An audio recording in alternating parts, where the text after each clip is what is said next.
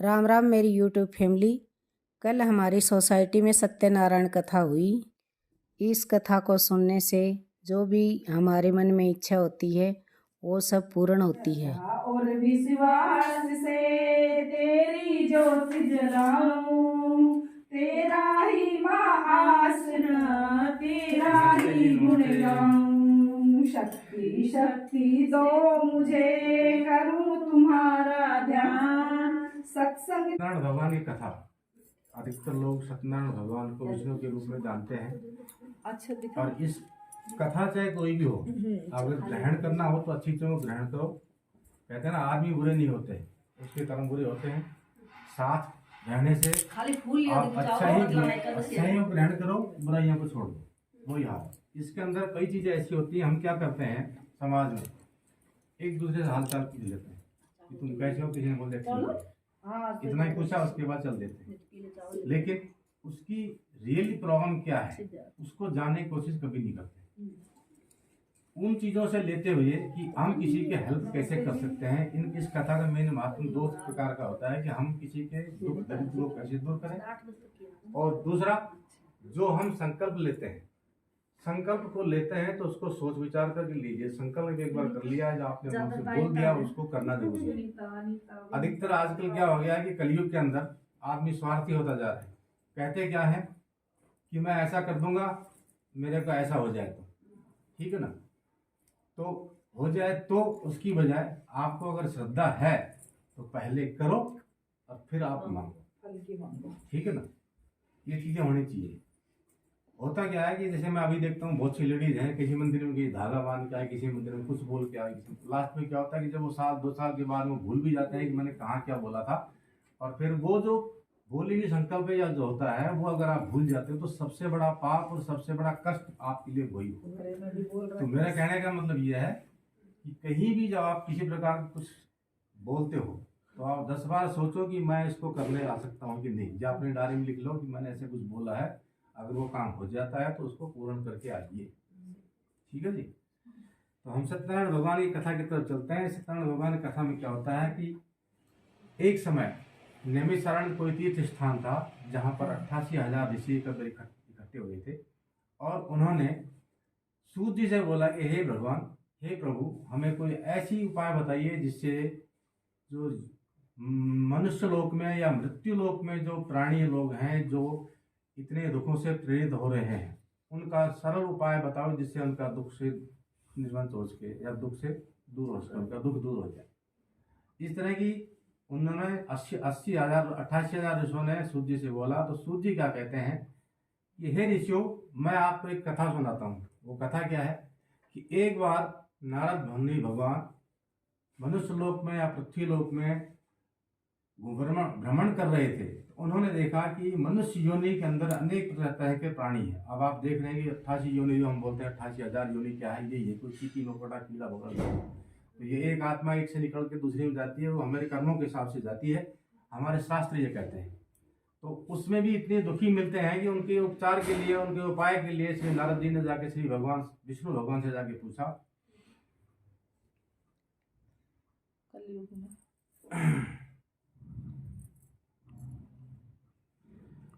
उस व्रत को नारद जी ने श्री लक्ष्मी नारायण भगवान से पूछा था, और श्री लक्ष्मीपति ने मुनि श्रेष्ठ नारद जी से कहा था। वह कथा ध्यान से सुनो।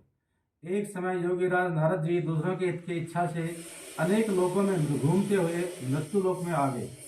वहां अनेक योनियों में जन्मे हुए प्राय सभी मनुष्यों को अपने कर्मों द्वारा अनेकों दुखों से पीड़ित देखकर विचार करने लगे कि किस यत्न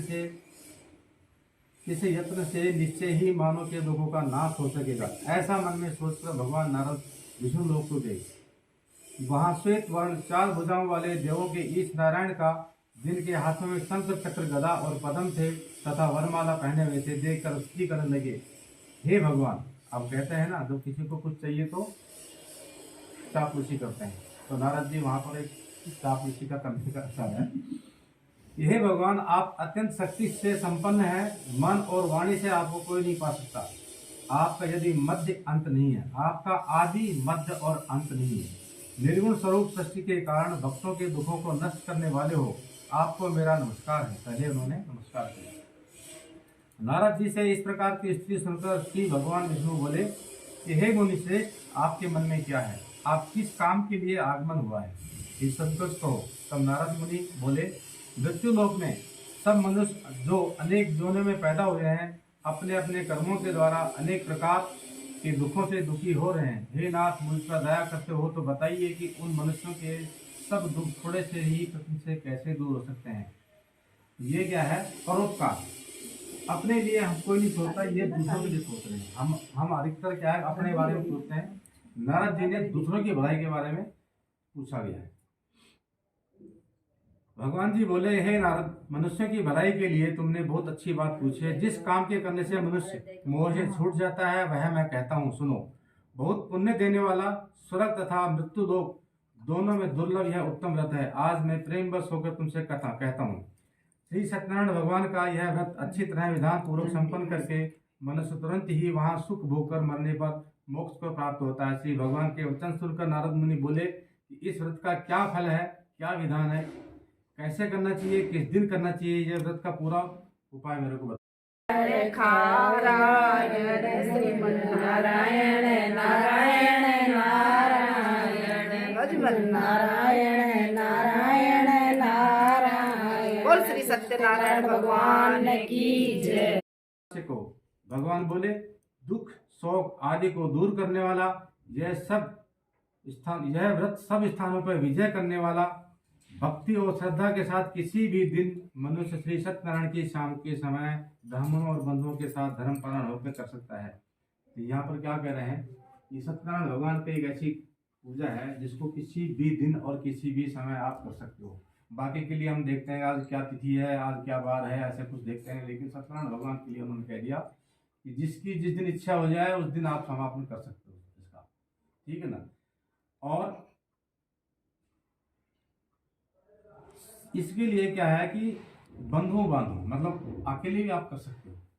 अच्छा होता है कि अगर परिवार के साथ में या समाज के साथ में बैठ के इसको किया जाए। धर्मपरायण होकर पूजा करें, भक्ति भाव से नैवेद्य केले का फल। अब इसमें देखिए सामग्री बता रखे हैं, लेकिन सामग्री में क्या होता है कि आपको सवाई के रूप में बोला जाता है कि सवाई ले। कोई भी चीज़ है, 1.25 किलो केला, 1.25 किलो आटा, 1.25 किलो के हिसाब से में 1.25 किलो सारी चीज़ मिला के भी सवा कर सकते हो। अगर कम है तो सवाई के रूप में चढ़ाना पड़ता है इसको। नैवेद्य केले का फल, घी, दूध और गेहूं का चूर्ण सवाई ले। गेहूं के अभाव में अगर गेहूं नहीं है तो साठी का चूर्ण, शक्कर अथवा गुड़ ले तथा भक्ति भाव के से भगवान से अर्पण करें। बंधु बांधव सहित ब्राह्मणों को भोजन करावें, पश्चात स्वयं भोजन करें। रात्रि में नृत्य गीत आदि का आयोजन कर श्री सत्यनारायण भगवान का स्मरण करता हुआ समय व्यतीत करें। इस तरह व्रत के करने से मनुष्यों की इच्छा निश्चय पूरी होती है। विशेषकर कली काल में मृत्यु लोक यही मोक्ष का सरल उपाय है। ओम श्री सत्यनारायण भगवान। प्रथम अध्याय समाप्तम।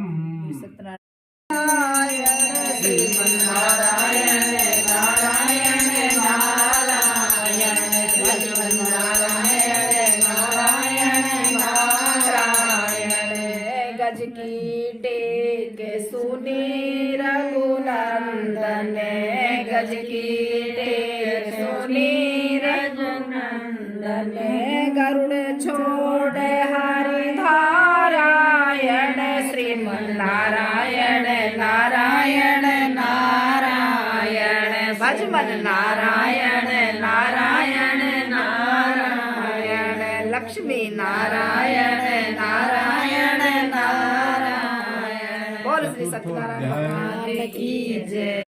का इतिहास कहता हूँ, ध्यान से सुनो। सुंदर काशीपुर नगर में अत्यंत निर्धन ब्राह्मण रहता था। वह भूख और प्यास से बेचैन हुआ पृथ्वी पर घूमता था।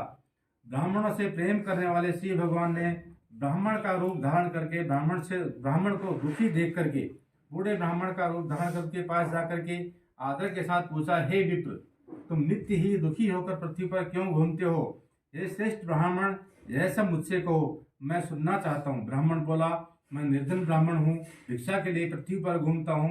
हे भगवान, यदि आप इसके छुटकारे का कोई उपाय जानते हो तो कृपा करके मुझसे कहो। वृद्ध ब्राह्मण बोला कि श्री सत्यनारायण भगवान मनवांछित फल देने वाले होते हैं, इसलिए हे ब्राह्मण, तू उसका पूजन कर, जिसके करने से मनुष्य सब दुखों से मुक्त होता है। ब्राह्मण को व्रत का सारा विधान बतलाकर बूढ़े ब्राह्मण का रूप धारण करने वाले श्री सत्यनारायण भगवान अंतर्ध्यान होगी। जिस व्रत को व्रत ब्राह्मण ने बतलाया है मैं उसको करूंगा, यह निश्चय करके वह, अब ये मैं बता दूं, संकल्प करना कि विष्णु भगवान ने व्रत ब्राह्मण बन करके उस ब्राह्मण को अपना सारा विधान बता दिया, उसके दुख दूर करने का एक उपाय बता दिया। कई बार क्या होता है, एक चीज मैं और बताता हूँ, अननोन आदमी कभी आपसे टकरा जाए, कुछ मांग लेता है तो उसको कभी खाली हाथ मत जाने देना। पता नहीं कौन आदमी किस रूप में कैसे मिलता है। यहाँ पर उसी ब्राह्मण का दुख देख करके भगवान ने वृद्ध ब्राह्मण बन करके ही उनको सामने आए हैं और उसका उपाय बता करके चले गए। तो कई बार ऐसा होता है, और ये प्रत्यक्ष भी मैंने देखा है, ऐसा नहीं है कि भी इसमें कथाओं में लिखा है, ये प्रत्यक्ष भी ऐसा होता है।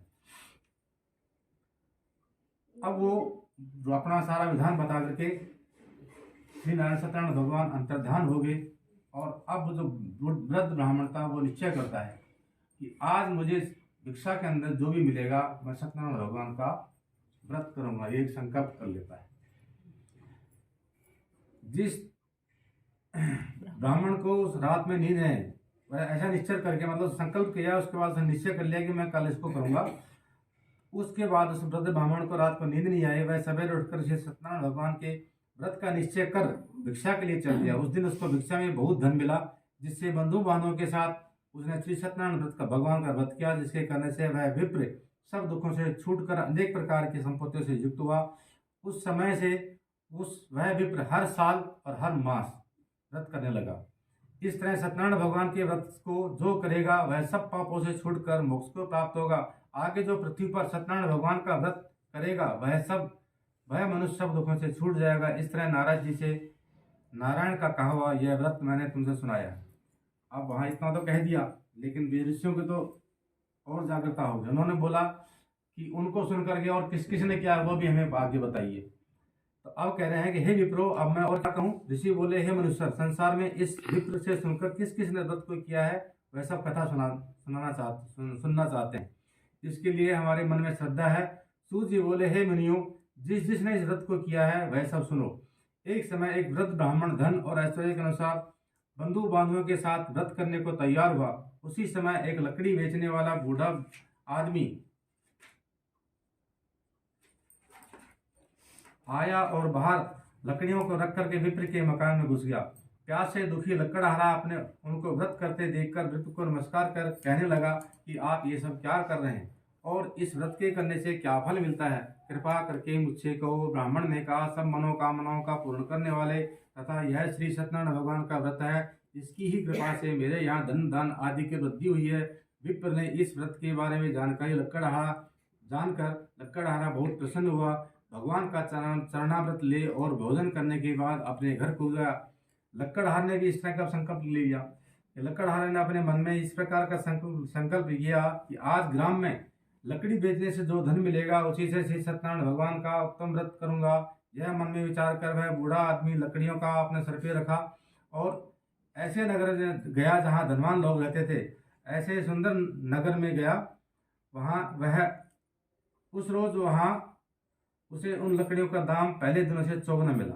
तब वह बूढ़ा लकड़हारा दाम ले अति प्रसन्न होकर पक्के केले की फली, शक्कर, घी, दूध, दही और गेहूं का चूर्ण इत्यादि श्री सत्यनारायण भगवान को के व्रत के लिए कुल सामग्रियों को एकत्र कर लिया और घर चला गया। फिर उसने अपने भाइयों को बुलाकर विधि के साथ भगवान जी का पूजन और व्रत किया।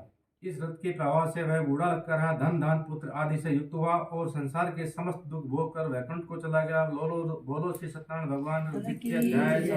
बोलो श्री सत्यनारायण भगवान की जय। सरयू के तीर अयोध्या नगरी, सरयू के तीर अयोध्या नगरी, रामचंद्र नारायण नारायण नारायण नारायण श्रीमन्नारायण नारायण नारायण लक्ष्मी नारायण नारायण नारायण श्री सत्यनारायण भगवान की जय। सूत जी बोले, हे श्रेष्ठ मुनियों, अब आगे की कथा कहता हूँ, सुनो। पहले समय में उल्कामुख नाम का एक बुद्धिमान राजा था। वह सत्य वक्ता और जितेंद्रिय था। प्रतिदिन देव स्थानों पर जाता तथा गरीबों को धन देकर उनके कष्ट दूर करता था। उनकी पत्नी कमल के समान मुख वाली और सती साध्वी थी। भद्रशिला नदी के तट पर उन दोनों ने श्री सत्यनारायण भगवान का व्रत किया। उस समय वहां एक साधु वैश्य आया। उसके पास व्यापार के लिए बहुत सा धन था। वह नाव किनारे के पर ठहरा करके राजा के पास आया और राजा को व्रत करते हुए देखकर विनम्र के साथ पूछने लगा कि हे राजन, भक्ति युक्त से यह आप क्या कर रहे हैं? मेरी सुनने की इच्छा है, सो आप मुझे बताइए। राजा बोले, हे साधु, अपने बंधुओं के साथ पुत्रादि की प्राप्ति के लिए एक महाशक्तिमान सत्यनारायण भगवान का व्रत पूजन किया जा रहा है। राजा के वचन सुनकर साधु आदर से बोला, हे राजन, मुझसे इसका सब विधान कहो, क्योंकि मेरे भी कोई संतान नहीं है। ऐसे इसे निश्चय ही करूंगा। राजा से सब विधान सुन व्यापार से निवृत्त हो वह आनंद के साथ घर गया। साधु ने अपनी पत्नी से संतान देने वाले उस व्रत का समाचार सुनाया और कहा कि जब मेरे संतान होगी तब मैं इस व्रत को करूंगा।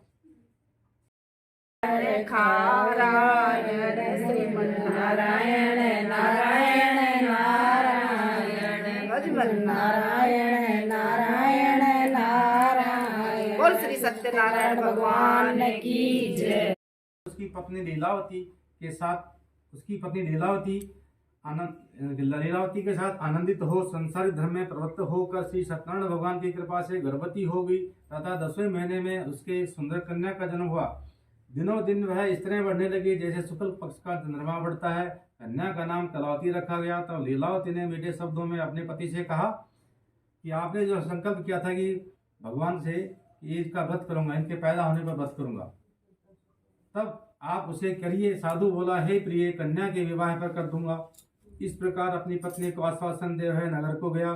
कलावती पितृगृह में वृद्धि को प्राप्त होगी। साधु ने जब नगर में सखियों के साथ अपनी पुत्री को देखा तो तुरंत ही दूत को बुलाकर कहा कि पुत्री के वास्ते को सुयोग्य वर देखकर लाओ। साधु की आज्ञा पाकर दूत संचन नगर पहुंचा और वहां पर खोज कर देखभाल करके लड़की के लिए सुयोग्य वणिक पुत्र को ले आया।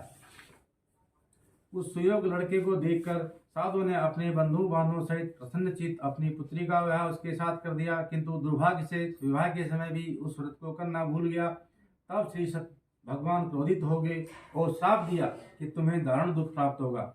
अपने कार्य में कुशल साधु बनिया जामाता के सहित नावों को लेकर व्यापार करने के लिए समुद्र के समीप श्री रत्न सागर नगर में गया और वहां दोनों ससुर जमाई चंद्रकेतु राजा के नगर में व्यापार करने लगे।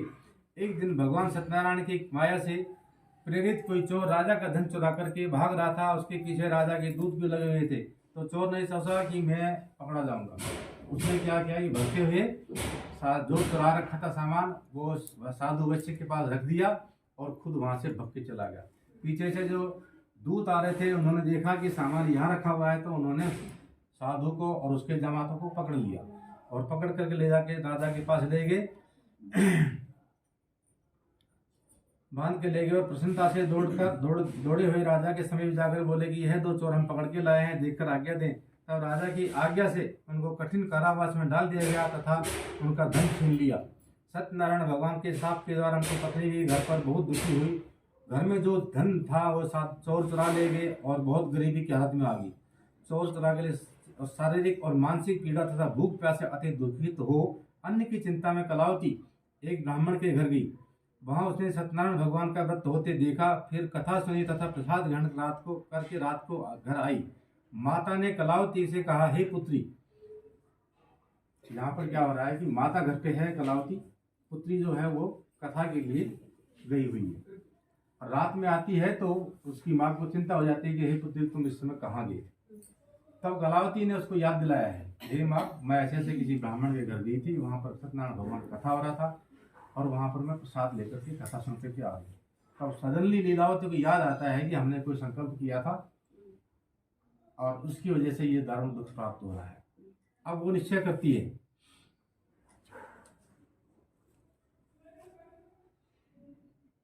माता ने कलावती से पूछा, हे पुत्री, अब तो तुम कहाँ रही, तेरे मन में क्या है? कलावती बोली, हे माता, मैंने एक ब्राह्मण के घर से सत्यनारायण भगवान का व्रत देखा है। कन्या के वचन सुनकर लीलावती भगवान के पूजन की तैयारी करने लगी। लीलावती ने परिवार और बंधुओं से श्री सत्यनारायण भगवान का पूजन किया और वर मांगा कि मेरे पति और दामाद शीघ्र घर आ जाएं। साथ ही प्रार्थना की कि हम सबका अपराध क्षमा करो। सत्यनारायण भगवान इस व्रत से संतुष्ट हो गए और राजा चंद्रकेतु को स्वप्न में दर्शन देकर कहा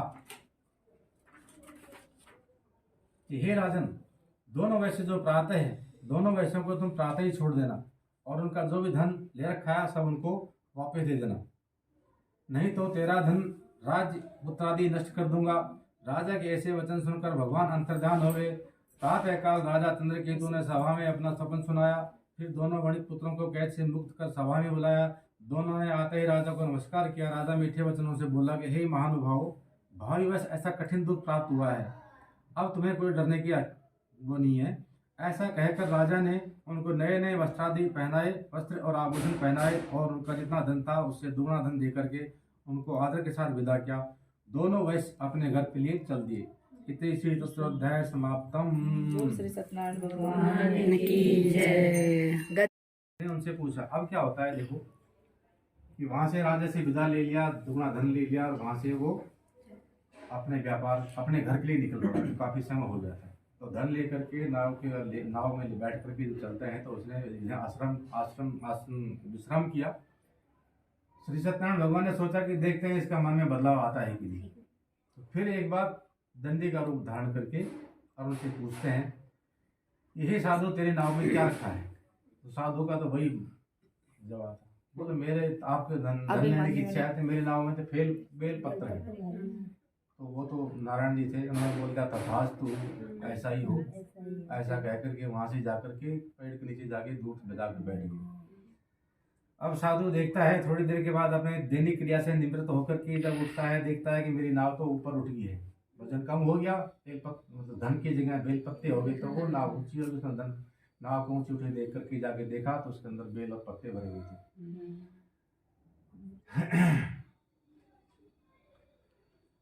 ऊंची उठी देखकर अचंबा किया तथा नाव में बेल पत्ते आदि देखकर मूर्छित हो जमीन पर गिर पड़ा। फिर मूर्छा खुलने पर अत्यंत शोक प्रकट करने लगा। तब उसका दामाद बोला कि आप शोक न करें, हैं दंडी का श्राप है, अतः उसकी शरण में चलना चाहिए, तभी हमारी मनोकामना पूर्ण होगी। दामाद के वचन सुनकर दंडी के पास पहुंचा और अत्यंत भक्ति भाव से नमस्कार करके बोला, मैंने जो आपसे असत्य वचन कहे थे उसको क्षमा करो।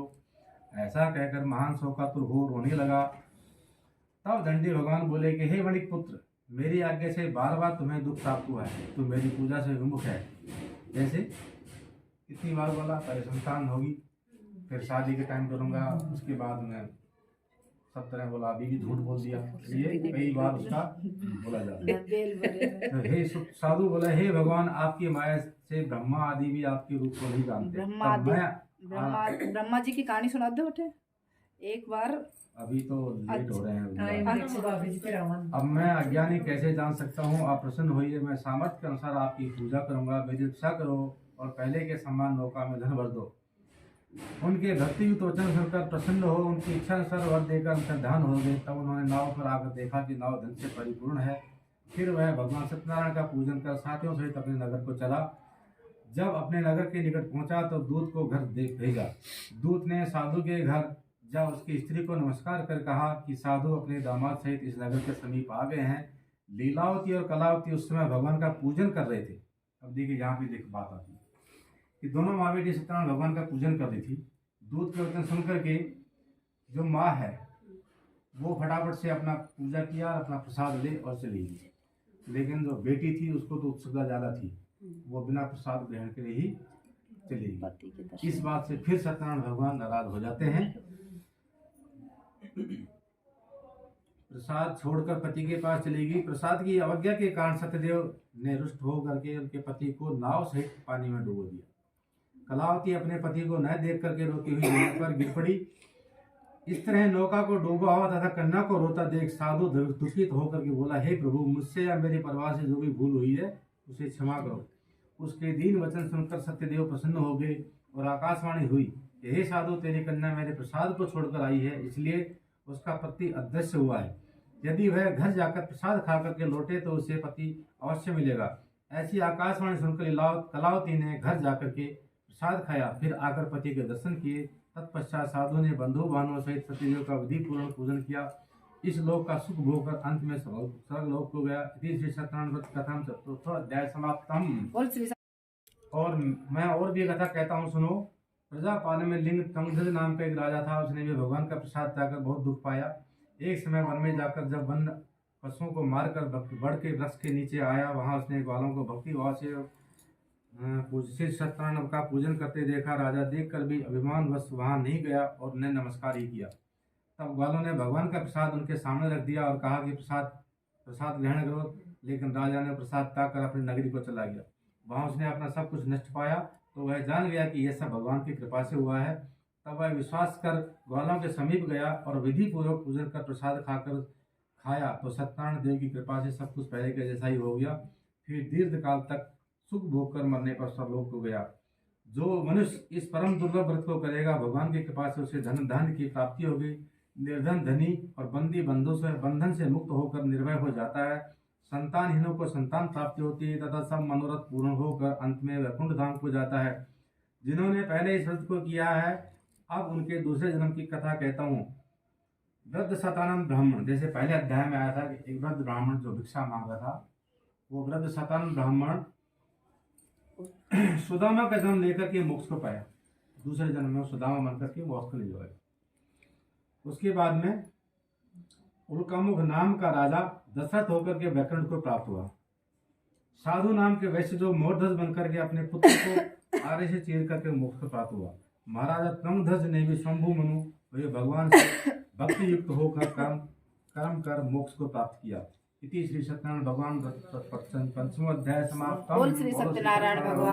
नारायण नारायण लक्ष्मी नारायण नारायण नारायण लक्ष्मी नारायण नारायण नारायण द्रौपदी सुता दुष्टों ने घेरी, द्रौपदी सुता दुष्टों ने घेरी, राखी लाज करी नहीं देरी, राखी लाज करी नहीं देरी, फिर सभा में बड़ा नारायण नारायण नारायण नारायण लक्ष्मी नारायण नारायण नारायण। बोल श्री सत्यनारायण भगवान की जय हो। नारायण नारायण भगवान नारायण नारायण नारायण नारायण नारायण नारायण भगवान नारायण नारायण नारायण दुर्योधन की मेवा त्यागी, दुर्योधन की मेवा